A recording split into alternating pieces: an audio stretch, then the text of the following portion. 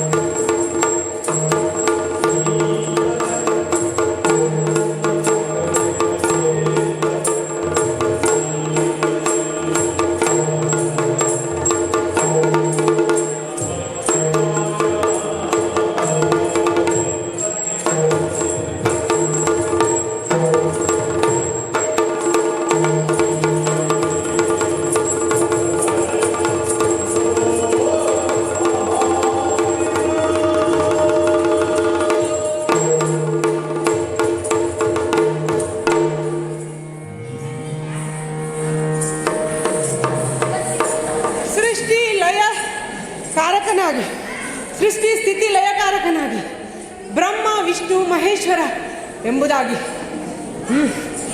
ಭೂಮಂಡಲವನ್ನು ಸೃಷ್ಟಿಸುವಂತ ಬ್ರಹ್ಮನು ಸತ್ಯಲೋಕದಲ್ಲಿ ವಾಸಿಸ್ತಾ ಇದ್ರೆ ಎಲ್ಲವನ್ನು ಕಾಪಾಡುವಂತ ವಿಷ್ಣು ವೈಕುಂಠದಲ್ಲಿ ವಾಸವಾಗ್ತಾ ಇರ್ತಾನೆ.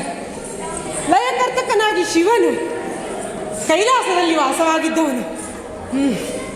ಯಾವಾಗಲೂ ಭಕ್ತರ ಉದ್ಧಾರಕ್ಕಾಗಿ ಭಕ್ತರ ಆಸೆಯನ್ನು ಈಡೇರಿಸುವುದಕ್ಕಾಗಿ ಕಾಯ್ತಾ ಇರುವಂಥ ಶಿವನು ಕರುಣಾಕರ ಎಂಬ ಹೆಸರಿನಿಂದ ವಿಶೇಷನಾಗಿ ಪರಿಚಿತನಾದಂಥವನು. ಯಾವುದೇ ಆಡಂಬರದ ಜೀವನವಲ್ಲ ಅವನು. ನಿರಾಳವಾಗಿ ಬದುಕನ್ನು ಸಾಗಿಸ್ತಾ ಜಪ ತಪ ನಿಯಮಗಳನ್ನು ಪಾಲಿಸ್ತಾ ಇರುವಂತಹ ಪರಮೇಶ್ವರ ಅವನು. ಒಮ್ಮೆ ಉಗ್ರನಾಗಿಯೂ, ಒಮ್ಮೆ ಉಮೆ ಅರಸನಾಗಿಯೂ, ಒಮ್ಮೆ ರೌದ್ರನಾಗಿಯೂ, ಒಮ್ಮೆ ಭೋಲೆ ಶಂಕರನಾಗಿಯೂ ವಿಶೇಷವಾಗಿ ಅವನು ಕೈಲಾಸದಲ್ಲಿ ವಾಸಿಸುತ್ತಾ ಇರುವವನು. ಭಕ್ತರ ಪ್ರಿಯಕರನಾಗಿ ಭಕ್ತರ ಇಷ್ಟವನ್ನು ನೆರವೇರಿಸ್ತಾ ಇರುವಂತಹ ಶಿವ. ನೋಡಿ, ಭಕ್ತರು, ಈ ಭಕ್ತರಲ್ಲೇ ಎಷ್ಟೊಂದು ಬಗೆಗಳು. ಯಾವಾಗಲೂ ಕಷ್ಟಕರವಾದ ತಪಸ್ಸನ್ನು ಮಾಡ್ತಾ ವಿಧಿ ವಿಧಾನಗಳನ್ನೆಲ್ಲ ನೇಮಗಳನ್ನೆಲ್ಲ ಪೂರೈಸ್ತಾ ತಪಸ್ಸನ್ನು ಮಾಡುವಂತಹ ಭಕ್ತರು.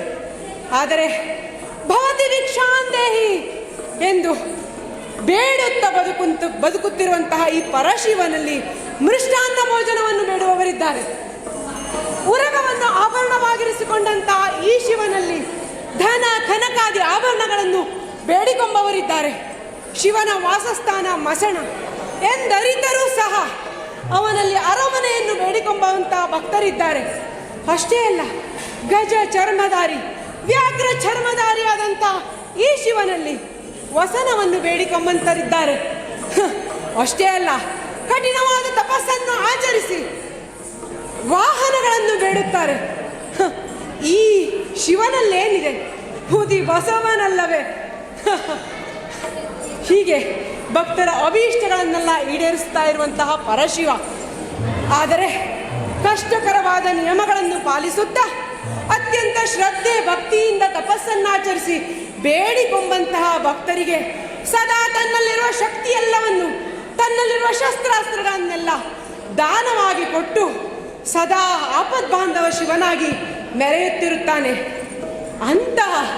ಅಂತಹ ಶಿವಭಕ್ತರಲ್ಲಿ ಬಾಣಾಸುರ ಕೂಡ ಒಬ್ಬನು.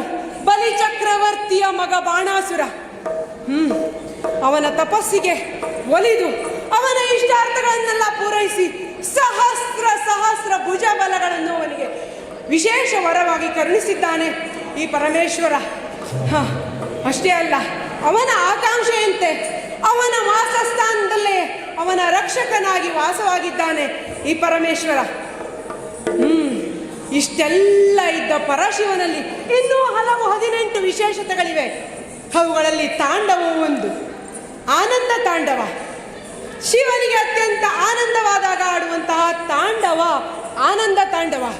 ರೌದ್ರ ತಾಂಡವ, ಹೆಸರೇ ಸೂಚಿಸುವಂತೆ ಕೋಪಿಷ್ಠನಾದ ಶಿವನು ಆಡುವ ತಾಂಡವ ರುದ್ರ ತಾಂಡವ. ಅಲ್ಲದೆ ಭಕ್ತರ ಅಭೀಷ್ಟವನ್ನೆಲ್ಲ ಈಡೇರಿಸುತ್ತಾ ವಿಶ್ವದ ಸಮತೋಲನವನ್ನ ಕಾಪಾಡುತ್ತಾ ಎಲ್ಲರಿಗೂ ಸುಖ ಶಾಂತಿಯನ್ನು ನೀಡುತ್ತಾ ಆಡುವ ತಾಂಡವ ಸಮಾಹಾರ ತಾಂಡವ. ಎಷ್ಟೊಂದು ತಾಂಡವದ ಬಗೆಗಳು! ಇಂದು ಕೂಡ ನಾನು ತಾಂಡವವನ್ನು ಆಡಿದ್ದೇನೆ. ಆದರೆ ಇದು ಯಾವ ತಾಂಡವ? ಇದರ ವಿಶೇಷತೆ ಏನು? ಇದರಲ್ಲಿರುವ ಉದ್ದೇಶವೇನು? ಇದರ ಪರಿಣಾಮಗಳೇನು? ಇದರ ಪರಿಣಾಮ ಮಂಗಳಕರವಾದದ್ದು ಅಥವಾ ಕಳಂಕಕಾರಿಯಾದದ್ದು? ಏನಾಗಬಹುದು? ಮುಂದೆ ನೋಡೋಣ, ಕಾದು ನೋಡೋಣ.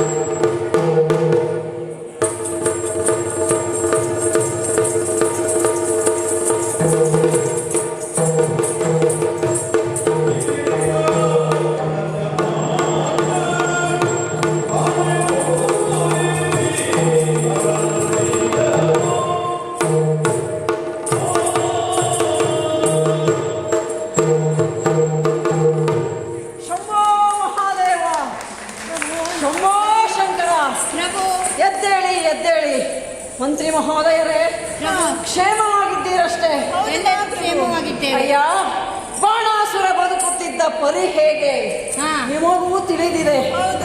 ಪರಮೇಶ್ವರನ ಪರಮ ಭಕ್ತನಾದಂತಹ ಈ ಬಾಣ ದಿನನಿತ್ಯದ ದಿನಚರಿಯನ್ನ ಪ್ರಾರಂಭಿಸುವುದು ಹೇಗೆ? ಹೇಗೆ?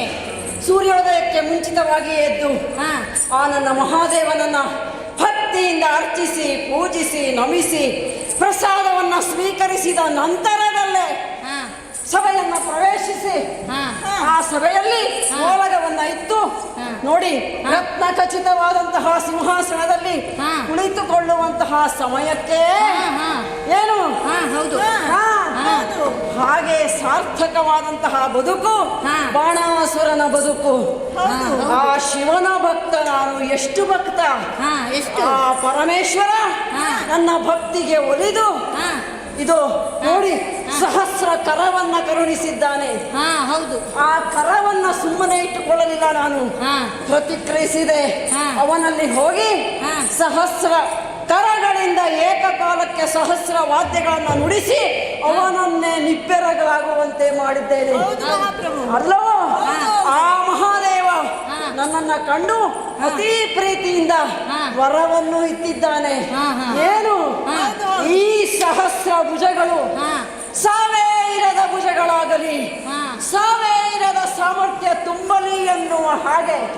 ಇಷ್ಟೇ ಅಲ್ಲ, ನನ್ನ ಅದ್ಭುತವಾದಂತಹ ಭಕ್ತಿಗೆ ಶಕ್ತಿಗೆ ಮೆಚ್ಚಿದಂತಹ ಆ ದೇವ ನನ್ನ ಮನೆಯಲ್ಲೇ ಬಂದು ವಾಸ ಮಾಡಿದ್ದಾನೆ. ಈ ಬಾಣನ ಮನೆಯಲ್ಲಿ ಪರಮೇಶ್ವರನಿದ್ದಾನೆ. ನೋಡಿ, ಯಾರಿಗುಂಟು ಈ ಭಾಗ್ಯ? ಅದಕ್ಕೆ ಅಲ್ಲವೇ ಅಂತಹ ಪ್ರಚಂಡ ನಾನು ಇನ್ನು ಆ ದೇವರೇ ಇಷ್ಟ ದೈವವೇ ನನ್ನ ಮಲ್ಲಿದ್ದಾನೆ ಅಂತ ಆದ್ಮೇಲೆ ಯಾರ ಭಯ ನನಗೆ? ಯಾರ ಭಯವೂ ಇಲ್ಲ. ರಕ್ಷಣೆ ಎನ್ನುವುದು ಬೇಕಾಗೇ ಇಲ್ಲ. ಇದು ಹೇಳಿ, ಈ ಬಾಣನ ಜೀವನ ವೈಭವಯುತವಾದಂತಹ ಜೀವನ. ಹೇಗೆ ಆ ದೇವಲೋಕದಲ್ಲಿದ್ದಾನಲ್ಲ ದೇವೇಂದ್ರ, ಅವನ ಜೀವನಕ್ಕಿಂತಲೂ ಶೋಣಿತಾಪುರದ ಈ ಬಾಣಾಸುರ ಜೀವನ ವೈಭವವಾದಂತಹ ಜೀವನ.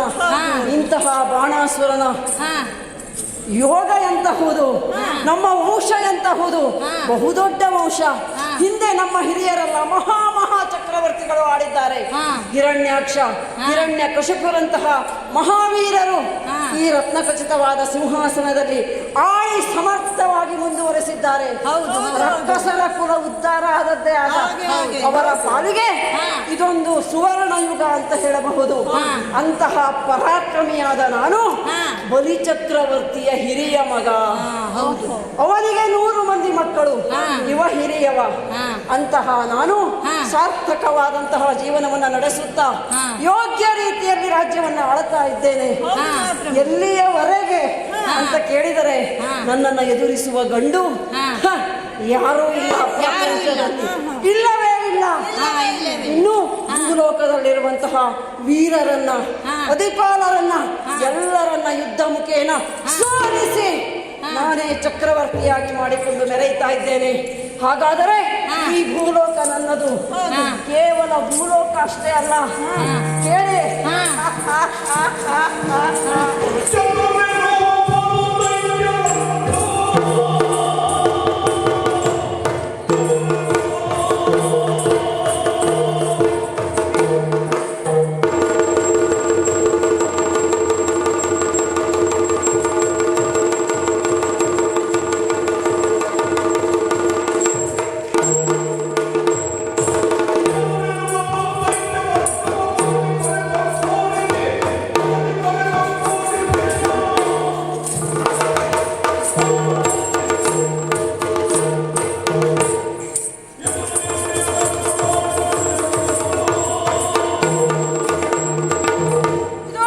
ಇದೋ ಕೇಳಿ. ಕೇವಲ ಭೂಲೋಕ ಅಷ್ಟೇ ಅಲ್ಲ, ಭೂಲೋಕದ ಒಡೆಯನಾದಂತಹ ನಾನು ಮುಂದೆ ಹೊರಟಿದ್ದು ಎಲ್ಲಿಗೆ? ಪಾತಾಳ ಲೋಕ. ಪಾತಾಳ ಲೋಕಕ್ಕೆ ಹೋದಂತಹ ನಾನು ಅಲ್ಲಿರುವಂತಹ ಪರಮವೀರರೇ ಇರಬಹುದು, ಕಾಲಕೇಯರೇ ಇರಬಹುದು, ಯಾರೇ ವಿಕ್ರಮಿಗಳಿರಬಹುದು, ಅವರನ್ನ ಯುದ್ಧ ಮುಖೇನ ನೆಲಸಮ ಮಾಡಿದ್ದೇನೆ. ಅಂತಹ ದುರವನ್ನ ಎದುರಿಸಿದಂತಹ ನಾನು ಇಡೀ ಪಾತಾಳ ಲೋಕವೇ ಈ ಬಾಣಾಸುರನ ಸ್ವತ್ತಾಯಿತು. ಭೂಲೋಕ, ತದನಂತರದಲ್ಲಿ ಪಾತಾಳ ಯಾವುದು? ದೇವಲೋಕ. ನಾಕಲೋಕ. ಆ ಸುರಲೋಕದಲ್ಲಿ ದೇವತೆಗಳೆಲ್ಲರೂ ಒಟ್ಟಾಗಿ ಬಂದಿದ್ದಾರೆ. ಬಿಡುವುದಕ್ಕಾಗುತ್ತದೆಯೋ? ಎಡೆಮುರಿಗೆ ಕಟ್ಟುವವರನ್ನ ನೆಲಸಮ ಮಾಡಿದ್ದೇನೆ. ತದನಂತರದಲ್ಲಿ ಆ ಸುರಲೋಕವು, ಆ ನಾಕಲೋಕವು ನನ್ನದೇ ಆಯಿತು. ಎಷ್ಟು ಲೋಕ? ಭೂಲೋಕ, ಸುರಲೋಕ, ನಾಕಲೋಕ ಅಲ್ಲವಾ? ಮತ್ತೆ ಹೌದು. ಅಂತಹ ಶ್ರೀಮಂತವಾದ ಜೀವನ ಬಾಣಾಸುರನ ಜೀವನ. ಕೇವಲ ರಾಜಕೀಯವಾಗಷ್ಟೇ ಶ್ರೀಮಂತ ಅಲ್ಲ, ನನ್ನ ವೈಯಕ್ತಿಕ ಜೀವನವೂ ಅಷ್ಟೇ ಶ್ರೀಮಂತವಾಗಿದೆ. ಎಲ್ಲರ ಸಲಹೆಯಂತೆ, ಎಲ್ಲರ ಇಚ್ಛೆಯಂತೆ ಸುಂದರಿಯಾದಂತಹ ರಾಕ್ಷಸ ಕನ್ಯೆಯವರುಗಳನ್ನು ವಿವಾಹ ಮಾಡಿಕೊಂಡೆ. ಹೌದು, ಅದರ ಪ್ರತಿಫಲವಾಗಿ ಮಗಳೊಬ್ಬ ಜನಿಸಿದಳು. ಅತಿ ಸುಂದರವತಿ, ಸುಂದರವಾದ ಹೆಣ್ಣು ಮಗು. ಅವಳ ಚಲುವನ್ನ ಕಂಡಂತಹ ನಾನು ತಕ್ಕುದಾದ ಹೆಸರನ್ನ ಇಟ್ಟೆ. ಏನು? ಉಷೆ ಎನ್ನುವ ಹೆಸರನ್ನ ನನ್ನ ಮಗಳಿಗೆ ಇಟ್ಟಿದ್ದೇನೆ. ಆ ನನ್ನ ಮಗಳನ್ನ ಪ್ರೀತಿಯಿಂದ, ಮುದ್ದಿನಿಂದ ದೊಡ್ಡ ಮಾಡ್ತಾ ಮಾಡ್ತಾ ಮಾಡ್ತಾ ಹುಣ್ಣಿಮೆಯ ಚಂದಿರನ ಹಾಗೆ ಬೆಳೆದು ದೊಡ್ಡವಳಾಗಿದ್ದಾಳೆ ನನ್ನ ಮಗಳು. ಆದರೆ ಆ ಮಗಳನ್ನ ಹೇಗೆ ಬೆಳೆಸಿದ್ದೇನೆ ಗೊತ್ತು?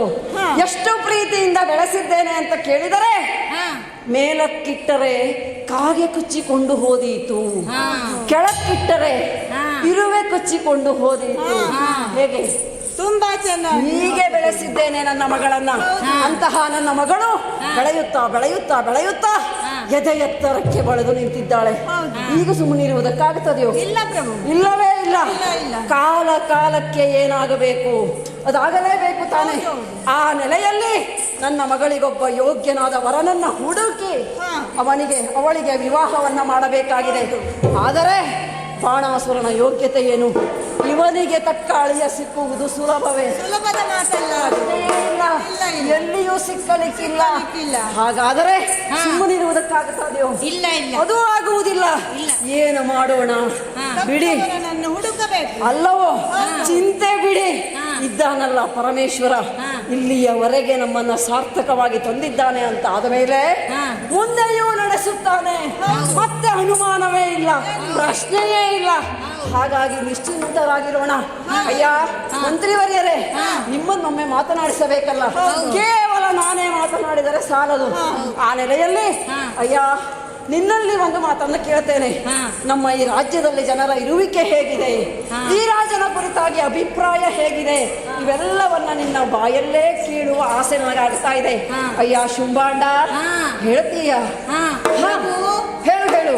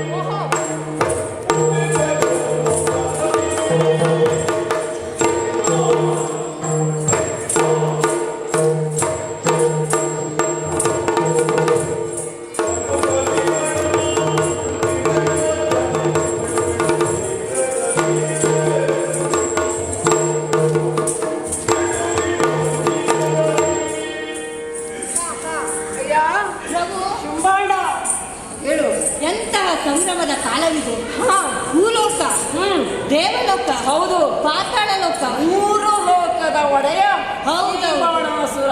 ಹಾ. ಹಾ. ಈ 3 ಲೋಕಗಳಲ್ಲಿ ನಿಮ್ಮಷ್ಟು ಸರಿಸಮನಾರು ಯಾರು ಇಲ್ಲವೇ ಇಲ್ಲ, ಮತ್ತೆ ಇಲ್ಲವೇ ಪ್ರಶ್ನೆಯೇ ಇಲ್ಲ. ನಿಮ್ಮಷ್ಟು ಪರಾಕ್ರಮಗಳು ಯಾರೂ ಇಲ್ಲ. ಇಲ್ಲ. ಮುಂದೆ. ಒಬ್ಬನಾದರೂ ಉಸಿರತ್ತಿದಲ್ಲಿ ಹಾ.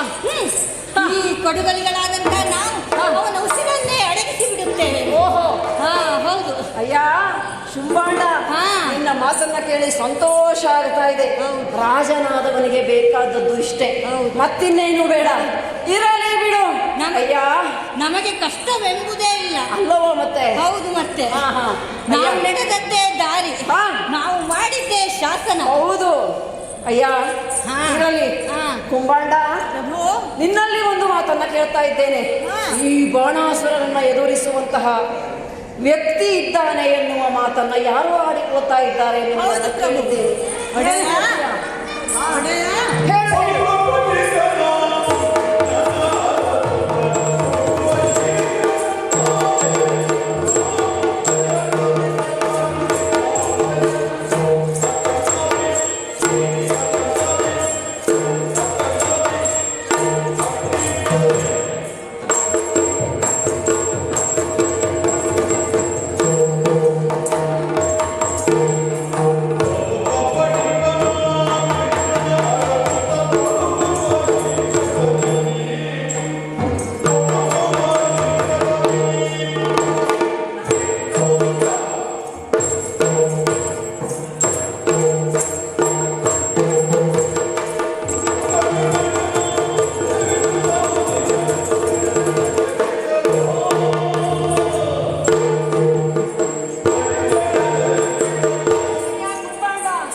ಏನು ಹೇಳ್ತಾ ಇದ್ದೀಯ? ಪ್ರಭು, ಹಾ.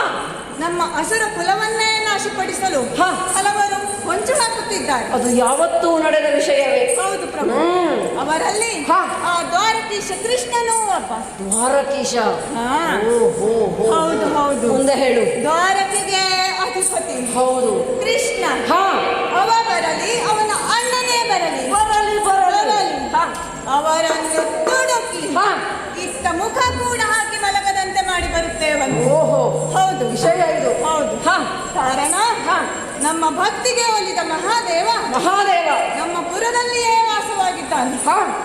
ಹಾಗಾಗಿ ಹಾ. ಪ್ರಭು, ಇನ್ನು ಭಯ ಬೇಡ ನಮಗೆ. ಇಲ್ಲವೇ ಇಲ್ಲ. ಪ್ರಭು, ಕೊಡು ಅಪ್ಪಣೆ. ಅಯ್ಯ, ಬಿಡು ಯೋಚನೆ. ನಿಮ್ಮಿಬ್ಬರ ಮಾತನ್ನ ಕೇಳಿ ಹಾ. ಹೃದಯ ತುಂಬಿ ಬಂತು ನನಗೆ. ಹಾ. ರಾಜನಾದವರಿಗೆ ಬೇಕಾದದ್ದು ಇದೆ. ಹಾ. ಮಂತ್ರಿಯವರ ಬಲ, ನಿಮ್ಮಿಬ್ಬರ ಸೇವೆ ಹಾ. ನನಗೆ ಆನೆಯ ಬಲ ಇದ್ದ ಹಾಗೆ. ಹಾ. ಅಯ್ಯ, ಹಾ. ಅದೋ ನೋಡಿ ಹಾ. ಸೂರ್ಯ ಅಸ್ತ ಆಗ್ತಾ ಇದೆ. ಹೌದು, ಹೌದು. ಅಂತಾದ ಮೇಲೆ ಹಾ. ಸಂಧ್ಯಾ ಕಾಲ. ಹಾ. ನಿಮಗೂ ಗೊತ್ತು, ಈ ಬಾಣಾಸುರ ಹಾ. ತ್ರಿಕಾಲದಲ್ಲಿ ಪೂಜೆ ಮಾಡುವವ. ಹೌದು. ಯಾವತ್ತೂ ನನ್ನ ಪೂಜೆಯನ್ನು ತಪ್ಪಿಸಿದವನಲ್ಲ. ಹಾ. ಮಹಾದೇವನ ಪರಮ ಭಕ್ತನಲ್ಲವೇ. ಹಾ. ಆ ನೆಲೆಯಲ್ಲಿ ಸಂಧ್ಯಾ ಕಾಲದ ವೇಳೆ ಈಗ ಆಗುತ್ತಾ ಇದೆ. ತಡ ಮಾಡುವುದು ಬೇಡ.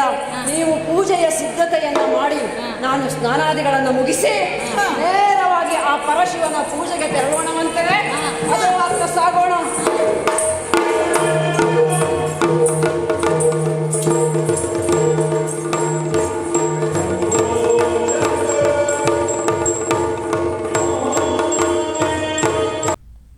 ವೀಕ್ಷಕರೇ, ನಮ್ಮ ಕೆಲಸ ನಿಮಗೆ ಇಷ್ಟ ಆಗ್ತಿದ್ರೆ ದ ವರ್ಡ್ ಕನ್ನಡ ಯೂಟ್ಯೂಬ್ ಚಾನೆಲ್ನ ಲೈಕ್ ಮಾಡಿ, ಶೇರ್ ಮಾಡಿ, ಸಬ್ಸ್ಕ್ರೈಬ್ ಮಾಡಿ ಹಾಗೂ ಬೆಲ್ ಬಟನ್ನ ಒತ್ತಿ.